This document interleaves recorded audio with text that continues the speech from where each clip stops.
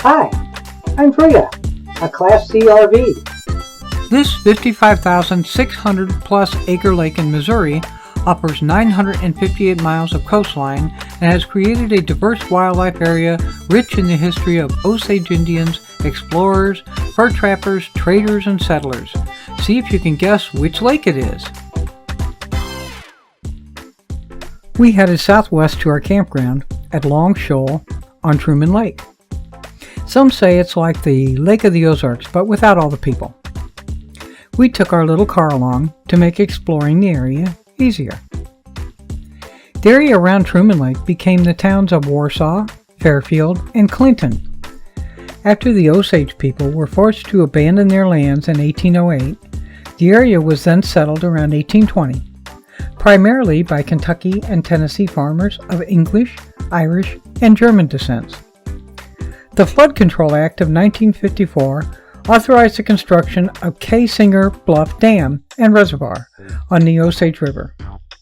The plans were modified in 1962 to add hydroelectric power and recreation to the list of purposes for the dam. It was renamed the Harry S. Truman Dam and Reservoir in honor of the former president from Missouri by Congress in 1970. Construction was completed in 1979. Truman Lake is the largest flood control reservoir in Missouri, with a storage capacity of more than 1,625,000,000,000 gallons. At normal pool, the lake has a surface area of about 55,600 acres. This surface area can grow to over 200,000 acres at the top of the flood control pool. During periods of flooding, Truman Lake helps protect the lower Osage, Missouri, and Mississippi River floodplains. Downstream from the Truman Dam, the river becomes the serpentine Lake of the Ozarks, stretching eastward for nearly 92 miles to Bagnell Dam. The lake and more than 100,000 acres of land surrounding the lake is managed for fish and wildlife. Thus, recreational development is extensive. 20 parks and access areas are conveniently located around the lake. Parks at Truman Lake offer a wide variety of recreation facilities including boat ramps, campgrounds, full-service marinas, picnic areas, sand swimming beaches, and a regional visitor center.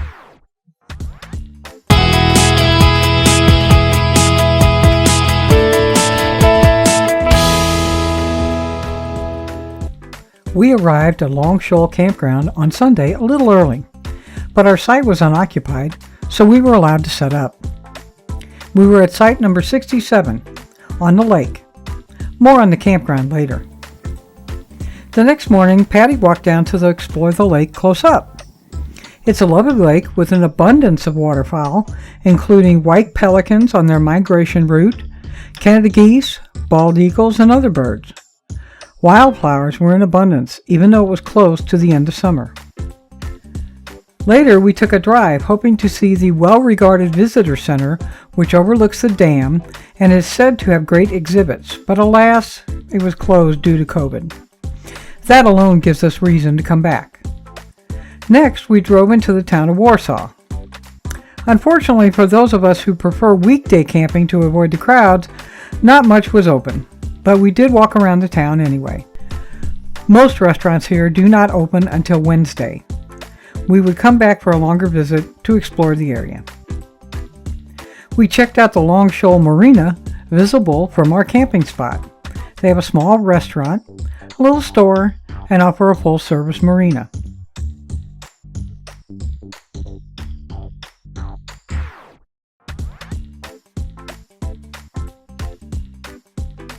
Steaks on the grill, corn on the cob, and baked potatoes were for dinner, just before the weather changed. That night was rainy and cold. We were glad for a pretty good TV reception. Tuesday was chilly, but warmed up, and we decided to take another drive. We drove north on Highway 7 to a town with a very interesting name. Tightwad, Missouri, was originally called Edgewood, for the woods near the original town site. The village's unusual name is said to stem from an episode in which a store owner cheated a customer who was a postman by charging him an extra 50 cents for a better watermelon. Some say it was a rooster and not a watermelon. My favorite was the Tightwad Bank, perfect for us seniors who have to watch their money. Next, we drove over to the Harry S. Truman Park and Marina, a beautiful drive with beautiful lakefront homes on the road to get to the park. We were hoping to get a look at the dam and visitor center from afar, but no luck. We did see a park ranger who told us it was cold out on the lake. It was very windy, so I believed her. We got dinner in town at a fast food spot. That night, we had a cozy campfire and s'mores and enjoyed the moonrise over the lake, which I could not get a photo or video of, but it was stunning. Patty took another walk down to the lake with Riley this time. He was not interested in the water at all, but wanted to get back to the RV. We decided to head home a little before noon, but we could have stayed until the 6 p.m. checkout. This year-round campground offers 95 sites with electric hookups, along with 12 primitive sites without hookups. A day-use group shelter is available as well. Amenities include flush and pit toilets, showers, drinking water, laundry facilities, a dump station, marina, and boat ramp. Long Shoal is an excellent fishing location. Anglers find crappie, largemouth bass, and blue and flathead catfish. Truman Lake is also a popular destination for tournament fishermen.